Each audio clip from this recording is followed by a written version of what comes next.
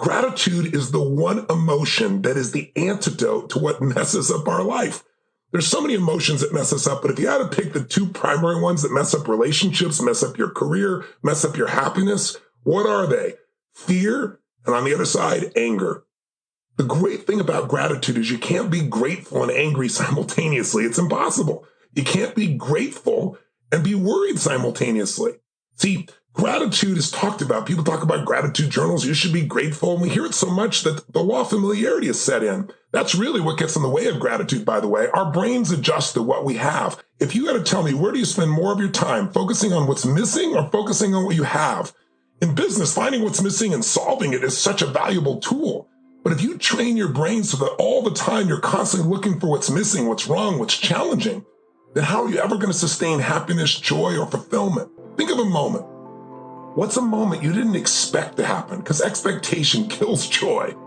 What's a situation where you didn't expect something to happen and then you met someone you love that you're so grateful for, or a business associate, or you learned something that changed your life?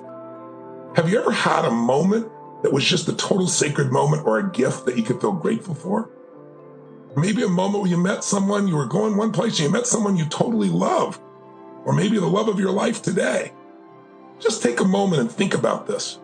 Then what you want to do is train your brain to look for what's right. Train your brain to appreciate.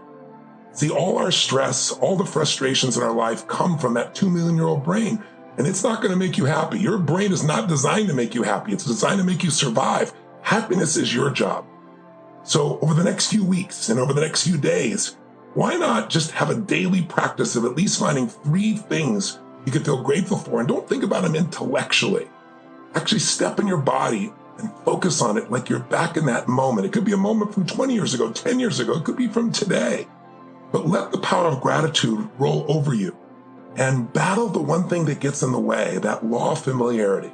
The law of familiarity says if you're around anything enough, you tend to take it just a little bit for granted. It's human nature.